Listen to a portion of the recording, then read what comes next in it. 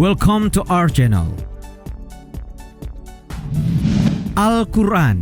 Kitab suci ini ternyata punya sejumlah fakta yang tidak disadari oleh pembacanya atau yang beriman kepadanya.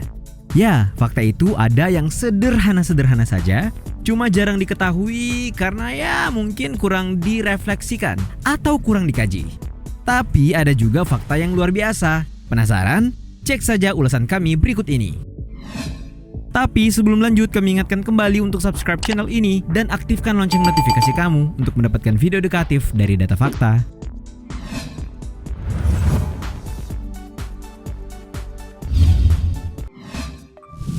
Tetap dibaca meski tidak dipaham. Al-Quran itu keren banget loh. Begitulah, tidak ada satu bacaan pun sejak manusia mengenal tulis baca 5.000 tahun yang lalu yang dapat menandingi Al-Quran Al-Karim ini. Bahkan tidak ada satupun yang setara dengan bacaan sempurna lagi mulia ini. Nah, satu fakta yang tidak bisa ditampik dan dimungkiri oleh kita terkait Al-Quran yang mulia suci ini adalah banyak orang yang membaca Al-Quran tetap membaca kitab kumpulan firman Allah ini, tapi sebenarnya tidak memahami makna, maksud, atau artinya. Cara kan pedoman hidup bagi manusia ini menggunakan bahasa Arab. Sementara yang membaca Al-Quran ini tidak hanya orang Arab atau orang yang mengerti bahasa Arab.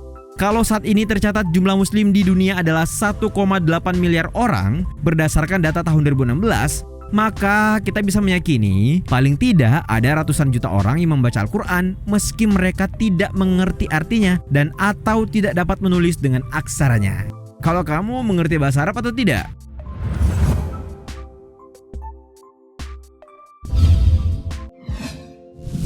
Dipelajari dan diteliti. Nah, tadi sudah disebutkan kan kalau Al-Quran itu tetap dibaca oleh paling tidak ratusan juta manusia, padahal mereka belum tentu memahami atau mengerti arti atau maksud Al-Quran itu. Kebanyakan dari pembaca Al-Quran itu kan hanya tahu bagaimana membaca aksara Arab atau rangkaian huruf-huruf bahasa Arab itu, ditambah bagaimana hukum membacanya, ya kan? Nah, fakta yang satu ini juga menarik nih dari Al-Quran. Tidak ada kitab di dunia ini yang dipelajari oleh paling tidak ratusan juta manusia yang bukan merupakan pemilik bahasa atau aksara tersebut. Orang Indonesia saja nih yang muslim dan yang belajar baca Al-Quran, padahal bukan bahasanya, ada berapa? Jutaan kan? Nah, yang tidak kalah menarik, Al-Quran ini tidak hanya dipelajari untuk dibaca sekadarnya, sebagaimana kebanyakan dari kita. Bahkan ada jutaan orang yang mempelajari benar-benar Al-Quran itu untuk kepentingan studi akademik atau riset. Belum lagi ya, Al-Quran ini juga dipelajari dan diteliti tidak hanya oleh orang yang mempercayainya atau umat Islam saja. Pasalnya, banyak sekali orientalis atau peneliti dari Barat dan Asia yang non-Muslim yang meneliti Al-Quran ini.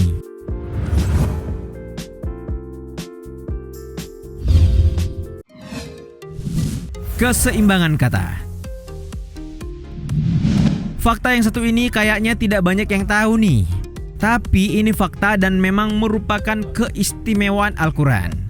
Dikutip dari buku Profesor Quraish Shihab, katanya nih tidak ada bacaan sebanyak kosakata Al-Quran yang berjumlah 77.439 kata dengan jumlah huruf 323.015 huruf yang seimbang jumlah kata-katanya, baik antara kata dengan padanannya maupun kata dengan lawan kata dan dampaknya.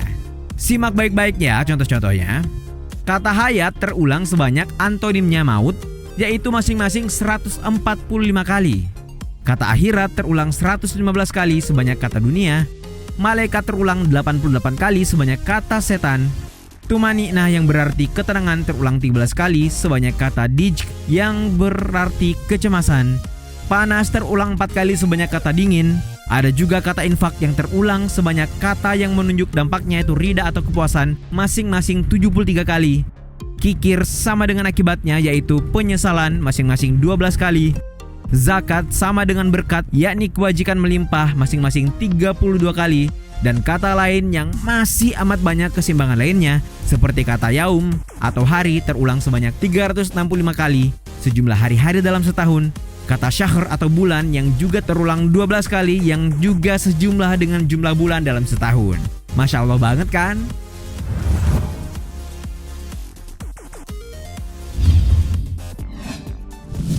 Obat.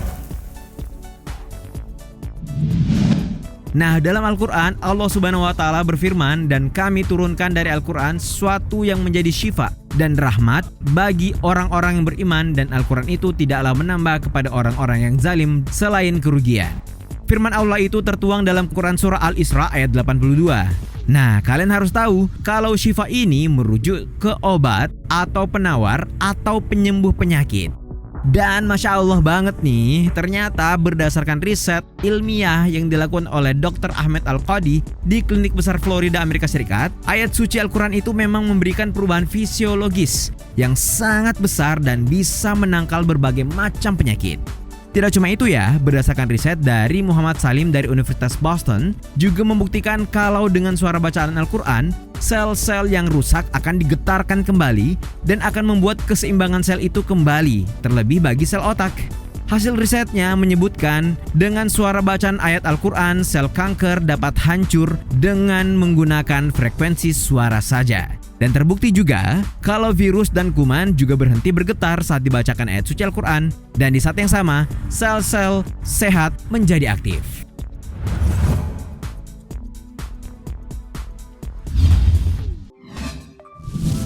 Perbedaan gramatikal. Banyak tuduhan nih yang bilang kalau Al-Quran itu buatan manusia, dalam hal ini Nabi Muhammad SAW. Bagi orang yang sudah benar-benar mengimani Al-Quran dan Islam pasti tidak setuju ya. Dan Allah pun sudah membantah itu dalam firman-Nya. Nah, tapi untuk menguatkan keimanan kalian nih, kami kasih tahu kalian bahwa ada riset yang menunjukkan kalau memang Al-Quran mempunyai karakter dan genre linguistik yang jauh lebih spektakuler dari bahasa lainnya. Terlebih lagi katanya yang menyangkut sastra dalam Al-Quran. Untuk memahami Al-Quran secara mendalam, metode yang digunakan sangat ribet.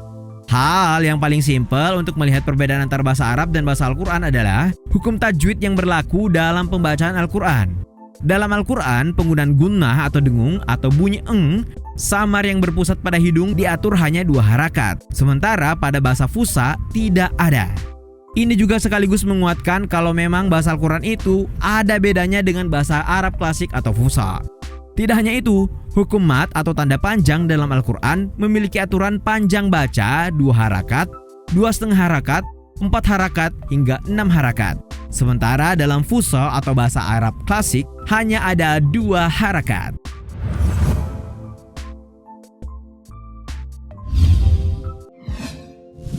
Terjaga kebenarannya. Kalian pernah dengar atau bacakan kalau dalam Al-Quran Allah Subhanahu wa Ta'ala berfirman dalam surat Al-Hijr ayat 9, bunyinya, "Sesungguhnya kamilah yang menurunkan Al-Quran dan kami pula yang akan menjaganya." Nah, hal ini juga sudah terbukti. Beberapa kali ditemukan Al-Quran yang salah cetak. Misalnya yang ditemukan di Probolinggo pada 2017 lalu. Waktu itu ditemukan Al-Quran salah cetak yang membuat surat Al-Kahfi berada di juz 10 yang semestinya berada di juz 16. Nah, kalian pasti sudah kepikiran dong ya, kenapa bisa Al-Quran ini bisa terjaga kebenarannya? Ya benar, ini karena ada jutaan manusia yang menghafal Al-Quran dan ini akan terus ada sepanjang masa. Dahulu sekali, di zaman klasik, sudah ada beberapa percobaan untuk memalsukan Al-Quran, tapi semuanya bisa segera diantisipasi.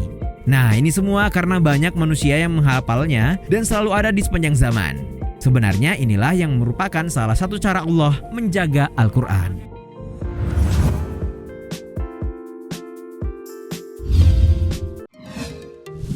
Terbukti ilmiah.